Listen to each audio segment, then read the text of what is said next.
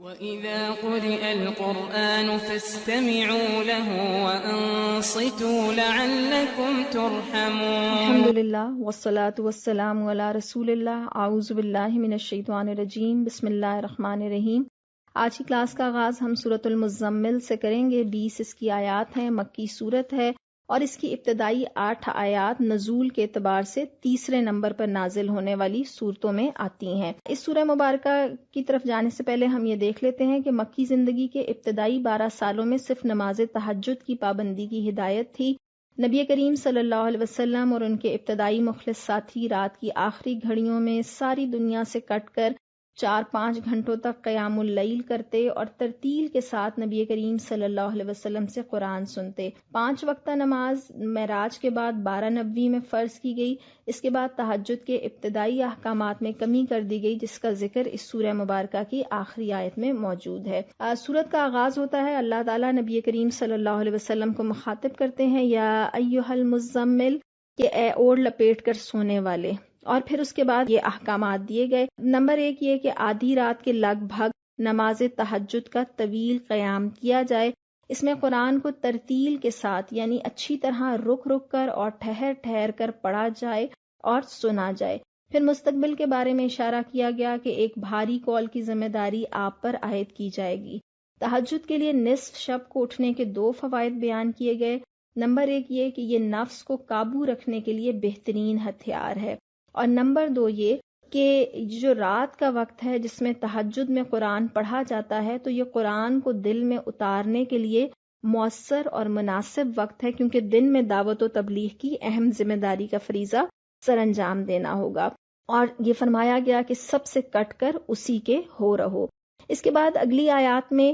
اللہ تعالیٰ ارشاد فرماتے ہیں کہ اے نبی صلی اللہ علیہ وسلم، جو لوگ باتیں بنا رہے ہیں ان پر صبر کرو اور شرافت سے ان سے الگ ہو جاؤ، اور صبر و استقامت کی تلقین کر کے مخالفین سے اور جھٹلانے والے خوشحال لوگوں سے اللہ تعالیٰ نے خود نمٹ لینے کی خوشخبری سنائی، اور ان آیات میں جھٹلانے والوں کو دھمکی دی گئی کہ ان کے لیے اللہ کے پاس بھاری بیڑیاں ہیں اور بھڑکتی ہوئی آگ ہے، اور حلق میں پھنسنے والا کھانا اور دردناک عذاب ہے۔ پھر یہ بتایا گیا کہ قریش کے مشرک سرداروں کے رویے بالکل فرعون کی طرح آمرانہ ہیں۔ فرعون کے انجام سے قریش کو ڈرایا گیا۔ فرعون نے حضرت موسیٰ علیہ السلام کی نافرمانی کی اور اللہ کی پکڑ میں آ گیا۔ اللہ فرماتے ہیں کہ اگر دوسروں نے بھی قوم فرعون کی روش اختیار کی تو کوئی وجہ نہیں کہ ان کا انجام بھی اس سے مختلف ہو۔ پھر بتایا گیا کہ قیامت کا دن اس قدر سخت ہوگا کہ بچے بوڑھے ہو جائیں گے، اور قرآن کی دعوت کو نصیحت بتا کر یہ بات واضح کی گئی کہ یہ دل کا سودا ہے،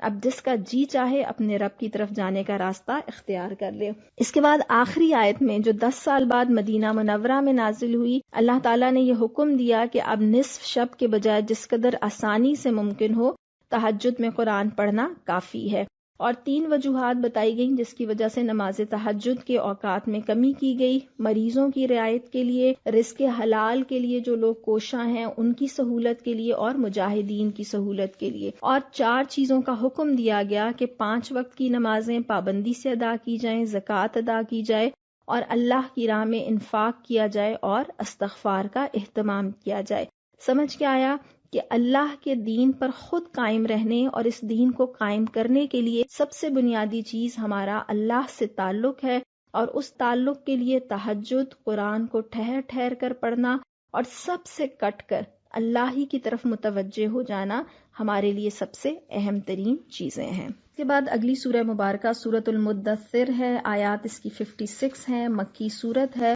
اور سورۃ المدثر کی ابتدائی 7 آیات سورۃ العلق کے بعد دوسری وحی میں نازل ہوئیں، اور اس میں نبی صلی اللہ علیہ وسلم پیدل گھر کی طرف تشریف لے کر جا رہے تھے کہ آسمان کی طرف سے آواز آئی۔ آپ نے سر اٹھا کر دیکھا تو وہی فرشتہ تھا جو غار حرا میں آیا تھا۔ آپ صلی اللہ علیہ وسلم نے گھر میں جا کے دثرونی کہتے ہوئے کمبل اوڑھ لیا، اور اس موقع پر سورۃ المدثر نازل ہوئی۔ اس کے مضامین کی طرف چلتے ہیں تو اللہ تعالیٰ نبی کریم صلی اللہ علیہ وسلم کو مخاطب کرتے ہیں کہ اے اوڑھ لپیٹ کر لیٹنے والے، اور اس کے بعد پھر نبی صلی اللہ علیہ وسلم کو 5 احکامات دیے گئے۔ سب سے پہلا یہ کہ قم فانذر، کہ اٹھیے اور لوگوں کو خبردار کر دیجئے، یعنی غفلت میں پڑے ہوئے لوگوں کو اللہ کے عذاب سے ڈرا دیجئے۔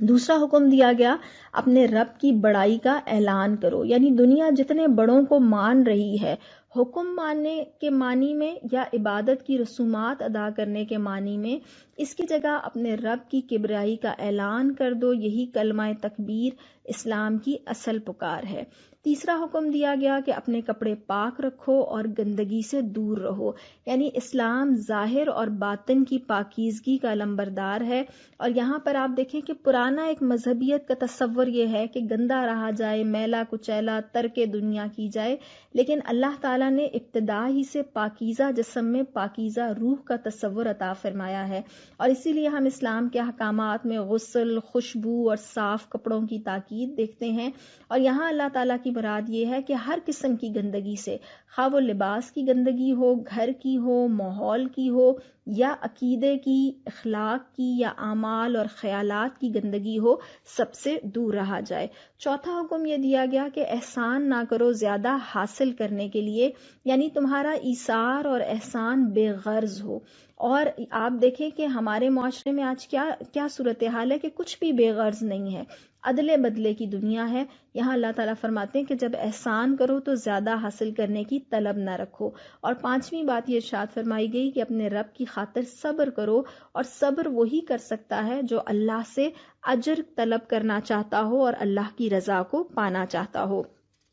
اس کے بعد اللہ تعالیٰ تنبیہ فرماتے ہیں کہ روز قیامت کو آسان خیال نہ کیا جائے، یہ بڑا ہی سخت دن ہوگا اور کافروں کے لیے ہلکا نہ ہوگا۔ اس کے بعد سرداران قریش میں سے ایک سردار ولید بن مغیرہ کا تذکرہ کیا بغیر نام لیے گئے، اور اللہ تعالیٰ فرماتے ہیں چھوڑ دو مجھے اس شخص کے لیے۔ اور پھر اللہ تعالیٰ اپنے احسانات گنواتے ہیں کہ اسے بہت سا مال دیا گیا، حاضر باش بیٹے دیے گئے، اس کی سرداری کی راہ ہموار کی گئی، لیکن وہ اور زیادہ کا حریص ہے۔ اور پھر اس کی ان غلط فہمیوں کی تردید کی گئی کہ اسے مزید نعمتوں سے نوازا جائے گا۔ اس کے خلاف فرد جرم عائد کی گئی کہ وہ اللہ کی آیات سے بغض رکھتا ہے۔ اس نے سوچ کر ایک بات بنانے کی کوشش کی، لوگوں کے سامنے پیشانی سکیڑی، منہ بنایا،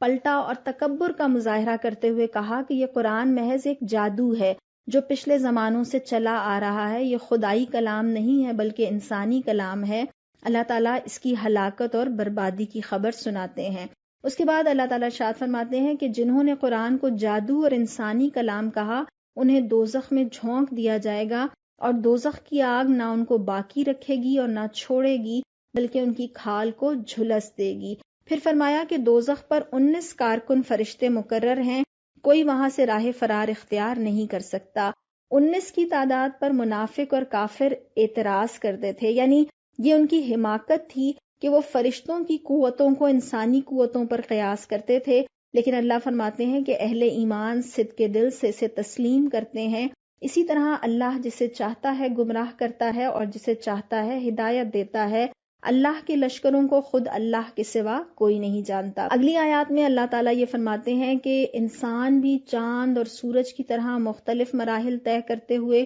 اللہ کے حضور پہنچنے والا ہے، اور دوزخ جو انسانوں کے لیے ایک تنبیہ ہے تاکہ وہ اس کے لیے تیاری کر لیں، اور جو منہ موڑتا ہے ان پر حجت قائم ہو جائیں۔ اور فرمایا روز قیامت ہر شخص اپنے اعمال کے بدلے میں رہن ہوگا، سوائے کس کے؟ جو جنت میں جانے والے اصحاب الیمین ہیں۔ جنت کے خوش نصیب لوگوں اور دوزخ کے مجرموں کے درمیان پیش آنے والے مکالمے کی تفصیل بیان کی گئی۔ جنتی پوچھیں گے دوزخیوں سے کہ تمہیں کیا چیز دوزخ میں لے گئی، تو وہ 4 چیزوں کا اعتراف کریں گے۔ نمبر 1 یہ کہ ہم نماز پڑھنے والوں میں سے نہ تھے، یعنی اللہ کے حقوق ادا نہ کرتے تھے۔ نمبر 2 ہم مسکین کو کھانا نہیں کھلاتے تھے، یعنی بندوں کے حقوق پورے نہیں کرتے تھے۔ نمبر 3 حق کے خلاف باتیں بنانے والوں کے ساتھ ہم بھی باتیں بناتے تھے، یعنی اللہ کے دین کی راہ روکنے والے لوگوں میں شامل تھے۔ اور نمبر 4 یہ کہ ہم روز قیامت کو جھوٹ قرار دیتے تھے،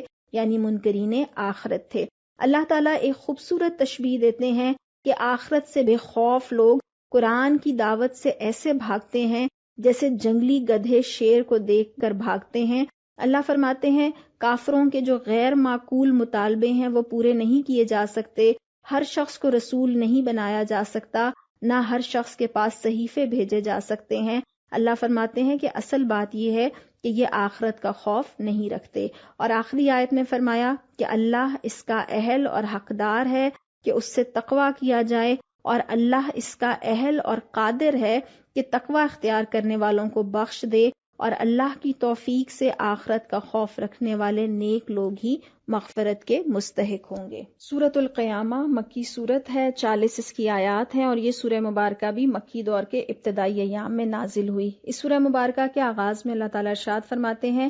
نہیں میں قسم کھاتا ہوں قیامت کے دن کی، اور نہیں میں قسم کھاتا ہوں ملامت کرنے والے نفس کی۔ نفس لوامہ یعنی ضمیر اللہ کی طرف سے ہر انسان کے اندر موجود ایک ایسی قوت ہے جو انسان کو برے کام کرنے پر ملامت کرتی رہتی ہے۔ ہم سب جانتے ہیں کہ جب بھی کوئی برا خیال اور بری بات ہم کرنے جا رہے ہوتے ہیں تو ہمارے اندر سے اس برائی کی مخالفت ضرور ہوتی ہے، لیکن جب انسان ضمیر کی آواز کو دبا دبا کر پوری طرح کچل دیتا ہے تو پھر یہ قوت بھی ختم ہو جاتی ہے، اور انسان کو یہ احساس نہیں ہوتا کہ وہ برا کام کر رہا ہے۔ بنیادی طور پر دنیا کا ہر انسان نیکی اور بدی اور صحیح اور غلط کی تمیز رکھتا ہے۔ ہر شخص یہ تسلیم کرتا ہے کہ چوری کرنا ایک غلط کام ہے، لیکن ہم اپنے اس ضمیر کی آواز سنتے ہیں یا اس کو دبا دیتے ہیں، یہ پھر انسان کا اپنا معاملہ ہے۔ اس کے بعد اللہ تعالیٰ ارشاد فرماتے ہیں کہ انسان یہ سمجھتا ہے کہ ہم اس کی ہڈیوں کو جمع نہ کر سکیں گے۔ اللہ فرماتے ہیں ہم تو اس کی انگلیوں کی پور پور تک ٹھیک بنا دینے پر قادر ہیں۔ اللہ پھر یہ بات سمجھاتے ہیں کہ اصل بات یہ نہیں کہ یہ آخرت کو اور قیامت کو ناممکن سمجھتے ہیں، بلکہ اصل ان کے انکار کی وجہ یہ ہے کہ آخرت کو ماننے سے انسان پر کچھ اخلاقی پابندیاں عائد ہوتی ہیں، اور انسان یہ چاہتا ہے کہ وہ آگے بھی بدعمالیاں کرتا رہے۔ پھر اللہ فرماتے ہیں کہ جو انکار کرتا ہے وہ فضول سوالات کرتا ہے، جیسے آخر کب آنا ہے قیامت کا دن۔ اللہ فرماتے ہیں کہ جب وہ دن آئے گا تو دیدے پتھرا جائیں گے اور چاند اور سورج ملا کر ایک کر دیے جائیں گے، اور یہ وہ وقت ہوگا جب انسان کہے گا کہ کہاں بھاگ کر جاؤں، لیکن اللہ فرماتے ہیں وہاں کوئی جائے پناہ نہیں ہوگی، اس روز تیرے رب ہی کے سامنے جا کر ٹھہرنا ہوگا، اور اس روز انسانوں کو ان کا سب اگلا پچھلا کیا کرایا بتا دیا جائے گا، اور انسان دراصل خود اپنے آپ کو خوب جانتا ہے، چاہے وہ کتنی ہی معذرتیں پیش کرے۔ اس کے بعد نبی کریم صلی اللہ علیہ وسلم کو ہدایت کی گئی کہ اس وحی کو جلدی جلدی یاد کرنے کے لیے اپنی زبان کو حرکت نہ دیں، اس کو یاد کرا دینا اور پڑھوا دینا خود اللہ کے ذمے ہے، لہٰذا جب وحی نازل ہو رہی ہو تو اس کو غور سے سنا جائے۔ پھر اللہ تعالیٰ فرماتے ہیں منکرین آخرت کے متعلق کہ اصل بات یہ ہے کہ انسان جلدی حاصل ہونے والی چیز یعنی دنیا سے محبت رکھتے ہیں اور آخرت کو چھوڑ دیتے ہیں، یہی انسانوں کی بنیادی کمزوری ہے۔ اللہ فرماتے ہیں کہ قیامت کے روز کچھ چہرے تر و تازہ ہوں گے اور کچھ چہرے اداس ہوں گے، اور اس کے بعد اللہ فرماتے ہیں کہ جب موت کا وقت آ جاتا ہے، جب جان حلق تک پہنچ جاتی ہے، تو اس وقت آدمی کو یہ سمجھ آ جاتی ہے کہ دنیا سے جدائی کا وقت آ گیا ہے اور پنڈلی سے پنڈلی جڑ جاتی ہے، اور یہ وہ وقت ہوتا ہے جو اللہ کے حضور روانگی کا وقت ہے۔ پھر آخر میں اللہ فرماتے ہیں کہ کوئی اس گمان میں نہ رہے کہ اللہ لوگوں کو شتر بے مہار کی طرح چھوڑ دے گا۔ ہر انسان کو موت سے سابقہ پیش آنا ہے۔ بدقسمت ہے وہ جس نے نہ اللہ کی راہ میں خرچ کیا، نہ نماز پڑھی، بلکہ جب اس کو یاد دہانی کرائی گئی تو اس نے تکبر سے منہ موڑا اور اپنے لوگوں کی طرف چل دیا۔ ہر شخص کو یہ بات یاد رکھنی چاہیے کہ جس خدا نے انسان کو ایک قطرے سے وجود بخشا اور اس کی صورت گری کی اور اس کو آراستہ کیا، اس کے لیے اس انسان کے مر کھپ جانے کے بعد دوبارہ اٹھا کر کھڑا کرنا ذرا بھی مشکل نہیں ہوگا۔ سورۃ الدہر مکی صورت ہے، 31 اس کی آیات ہیں، اور اس سورہ مبارکہ کا موضوع انسان کو دنیا میں اس کی حقیقی حیثیت سے آگاہ کرنا ہے، اور یہ بتانا ہے کہ اگر وہ اپنی اس حیثیت کو ٹھیک ٹھیک سمجھ کر شکر کا رویہ اختیار کرے تو اس کا انجام کیا ہوگا، اور کفر کی راہ چلے تو کس انجام سے دوچار ہوگا۔ سب سے پہلے اللہ تعالیٰ انسان کو یاد دلاتے ہیں کہ ایک وقت ایسا تھا جب وہ کچھ نہ تھا، پھر ایک مخلوط نطفے سے اس کی ابتدا کی گئی، اور اللہ تعالیٰ اس کی پیدائش کا مقصد بتاتے ہیں کہ اس کا امتحان لینا مقصود تھا، اور اس غرض کے لیے اللہ تعالیٰ نے اس کو سننے اور دیکھنے والا بنایا، یعنی اس کو وہ ساری صلاحیتیں عطا فرمائیں۔ اس کے بعد اللہ تعالیٰ اس امتحان کی مزید تفصیل بتاتے ہیں کہ ہم نے اسے راستہ بھی دکھا دیا، یعنی سلیبس بھی دے دیا، اور پھر فرمایا کہ خواہ وہ شکر کرنے والا بنے یا کفر کرنے والا۔ اس کے بعد اللہ تعالیٰ آیت نمبر 4 میں یہ بات ارشاد فرماتے ہیں کہ جو ناشکری اور کفر کرے گا اس کے لیے توق اور بھڑکتی ہوئی آگ ہے۔ آیت نمبر 5 سے لے کر آیت نمبر 22 تک میں اللہ تعالیٰ نے شکر کرنے والے ابرار سے مراد ہے وہ لوگ جنہوں نے اپنے رب کی اطاعت کا حق ادا کیا، ان کی خصوصیات اور ان کے انعامات کا تذکرہ فرمایا۔ خصوصیات میں ہمیں پتہ چلتا ہے کہ یہ جو نیک لوگ ہیں یہ شکر گزار ہوتے ہیں، عباد اللہ یعنی اللہ کے بندے ہوتے ہیں، اپنی نظر پوری کرتے ہیں، قیامت کی ہولناکیوں سے ڈرتے ہیں، مسکینوں، یتیموں اور قیدیوں کو کھانا کھلاتے ہیں، اور وہ یہ کام صرف اللہ کی خوشنودی کے لیے کرتے ہیں۔ نیکی کے بعد بدلے کی توقع نہیں رکھتے، نیکی کرنے کے بعد شکریہ کے طالب بھی نہیں ہوتے، یہ قیامت کے دن کی سختی سے ڈرتے ہیں اور صبر اور استقامت کی اعلیٰ مثال پیش کرتے ہیں۔ اللہ تعالیٰ ان کے انعامات کا تذکرہ فرماتے ہیں کہ یہ ایسی شراب پیئیں گے جس میں کافور کی آمیزش ہوگی، جہاں چاہیں گے شراب کے چشموں سے شاخ نکال لیں گے۔ اللہ تعالیٰ انہیں قیامت کی آفت سے بچا لے گا، انہیں تازگی اور سرور بخشے گا، انہیں باغ اور ریشمی لباس عطا فرمائے گا، یہ جنت میں تختوں پر ٹیک لگائے بیٹھے ہوں گے، اور جنت میں موسم خوشگوار اور معتدل ہوگا، نہ گرمی اور نہ سردی۔ جنت کے میوے ان نیک لوگوں کی دست رس میں ہوں گے، ان کے لیے چاندی اور شیشے کے پیالے گردش میں ہوں گے، اور ایک چشمے سلسبیل سے شراب پلائی جائے گی، اور موتی جیسے ہمیشہ جوان رہنے والے مستعد لڑکے ان کے خدمت گزار ہوں گے۔ ہر طرف عظیم نعمت اور عظیم بادشاہت نظر آئے گی، سبز سندس کا ان کا لباس ہوگا، چاندی کے کنگن پہنائے جائیں گے، اور پروردگار ان کو پاکیزہ شراب پلائے گا، اور اللہ تعالیٰ ان کے اعمال اور ان کی ثابت قدمی کا اجر ان کو عطا فرمائے گا۔ اللہ تعالیٰ فرماتے ہیں اس کے بعد کہ یہ ہے تمہاری جزا اور تمہاری کارگزاری قابل قدر ٹھہری۔ پھر اگلی آیات میں اللہ تعالیٰ نبی صلی اللہ علیہ وسلم سے فرماتے ہیں کہ اے نبی، ہم نے تم پر یہ قرآن تھوڑا تھوڑا کر کے نازل کیا، اور نبی صلی اللہ علیہ وسلم کو صبر کرنے کی، نماز اور صبح و شام تسبیح کرنے کا حکم دیا گیا،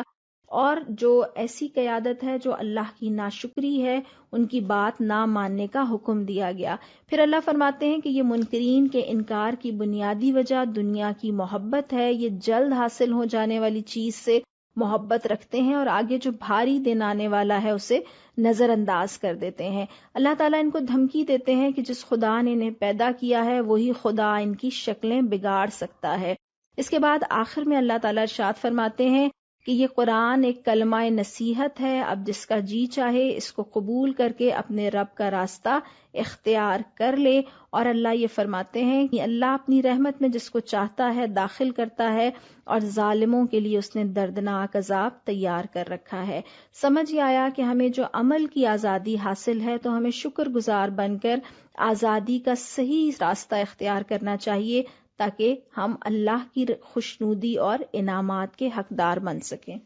آج کی کلاس کی آخری سورت سورۃ المرسلات مکی سورت ہے، 50 اس کی آیات ہیں۔ سورہ مبارکہ کے آغاز میں اللہ تعالیٰ ہواؤں کی قسم کھاتے ہیں اور یہ ارشاد فرماتے ہیں کہ جس چیز کا تم سے وعدہ کیا جا رہا ہے وہ ضرور واقع ہونے والی ہے۔ پھر اللہ تعالیٰ یوم آخرت کے مناظر کھینچتے ہوئے فرماتے ہیں کہ یہ وہ دن ہوگا جب رسولوں کی حاضری کا وقت آن پہنچے گا، اور یہی یوم الفصل ہوگا یعنی فیصلے کا دن، اور اس دن جھٹلانے والوں کی شامت آئے گی۔ اس کے بعد اللہ تعالیٰ 3 قسم کے دلائل سے اللہ کی قدرت کو ثابت کرتے ہیں اور آخرت کے جو قیام ہے اس کی دلیل دیتے ہیں۔ پہلی بات یہ کہ اگلوں کو بھی اللہ نے ہلاک کیا، اور پھر ان کے بعد پیچھے والوں کے بھی اللہ فرماتے ہیں کہ ہم ہی چلتا کریں گے، اور مجرموں کے ساتھ ہم یہی کچھ کیا کرتے ہیں۔ اور پھر ارشاد فرمایا وَيْلٌ يَوْمَئِذٍ لِّلْمُكَذِّبِينَ، تباہی ہے اس دن جھٹلانے والوں کے لیے۔ اس کے بعد اللہ دوسری دلیل دیتے ہیں کہ ہم نے ایک حقیر پانی سے تمہیں پیدا کیا اور ایک مقرر مدت تک اسے محفوظ جگہ ٹھہرائے رکھا،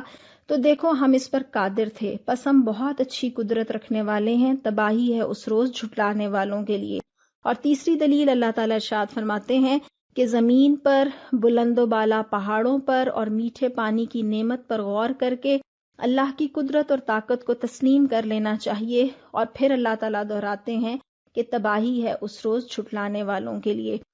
اس کے بعد دوزخ کے عذاب کی نوعیت اور اس دن جھٹلانے والوں کی بے بسی کی تصویر کشی ہے۔ اللہ تعالیٰ فرماتے ہیں دوزخ کے سائے بھی تکلیف دہ ہوں گے، نہ وہ ٹھنڈک پہنچائیں گے نہ آگ کی لپٹ سے بچائیں گے۔ دوزخ کی آگ کے بلند شعلوں کو اونچے محل سے تشبیہ دی گئی، اچھلتے ہوئے شعلوں کو زرد اونٹوں سے تشبیہ دی گئی۔ اللہ فرماتے ہیں وہ دوزخ جس کا فیصلہ روز قیامت اس کے جھٹلانے والوں کے حق میں ہوگا، اور پھر اللہ فرماتے ہیں تباہی ہے اس روز جھٹلانے والوں کے لیے۔ اور پھر اللہ فرماتے ہیں کہ بڑی بے بسی ہوگی ان کی کہ نہ وہ بول سکیں گے، نہ انہیں معذرت کا موقع دیا جائے گا، نہ وہ کوئی عذر اور بہانہ تلاش کر سکیں گے، اور یہ دن جھٹلانے والوں کی ہلاکت اور بربادی کا دن ہوگا۔ اور پھر آخری حصے میں اللہ تعالیٰ ارشاد فرماتے ہیں کہ وہ فیصلے کے دن تمام اگلوں اور پچھلوں کو جمع کر کے رہے گا، تمام انسان بے بس ہوں گے۔ انسانوں کو چیلنج کیا گیا کہ اگر وہ اللہ کے خلاف کوئی چال چل سکتے ہیں تو اس کی کوشش کر دیکھیں، نہ تو وہ قیامت کو روک سکتے ہیں اور نہ وہ ٹال سکتے ہیں۔ اور آخر میں اللہ تعالیٰ یہ بات ارشاد فرماتے ہیں کہ روز قیامت ڈر ڈر کر زندگی گزارنے والے متقین اور ایمان لا کر نیک عمل کرنے والے محسنین کے لیے باغات ہوں گے، سائے، چشمے اور مختلف قسم کے پھل ہوں گے، اور ان سے کہا جائے گا کہ اپنے نیک اعمال کے بدلے جنت کی نعمتوں سے لطف اندوز ہوں۔ اور ایک اہم قاعدہ یہ بیان کیا گیا کہ اللہ تعالیٰ ہمیشہ نیک لوگوں کو ایسی ہی جزا دیتا ہے اور جھٹلانے والوں کو عذاب سے دوچار کرتا ہے۔ اور پھر اللہ تعالیٰ فرماتے ہیں کہ یہ مجرم لوگ اس دنیا کی چند روزہ زندگی میں خوب کھا پی لیں اور عیش کر لیں، لیکن قیامت کے دن انہیں ہلاکت سے دوچار ہونا پڑے گا۔ اور آخر میں اللہ تعالیٰ ارشاد فرماتے ہیں کہ جب ان سے اللہ کے آگے جھکنے کا مطالبہ کیا جاتا ہے تو یہ جھکتے ہی نہیں، ان کی تباہی یقینی ہے۔ اور سورہ قلم میں ہم پڑھ کر آئے تھے کہ ایسے لوگ جو دنیا میں اللہ کے سامنے جھکے نہیں تھے، قیامت کے دن وہ چاہنے کے باوجود سجدہ نہیں کر سکیں گے اور ان کی کمر اکڑ کر تختہ ہو جائے گی۔ اللہ تعالیٰ آخر میں ارشاد فرماتے ہیں کہ اب اس قرآن کے بعد اور کون سا ایسا کلام ہو سکتا ہے جس پر یہ ایمان لے کر آئے۔ اللہ تعالیٰ ہم سب کو ایمان لانے والا اور اس پر عمل کرنے والا بنائے۔ وآخر دعوانا ان الحمد للہ رب العالمین۔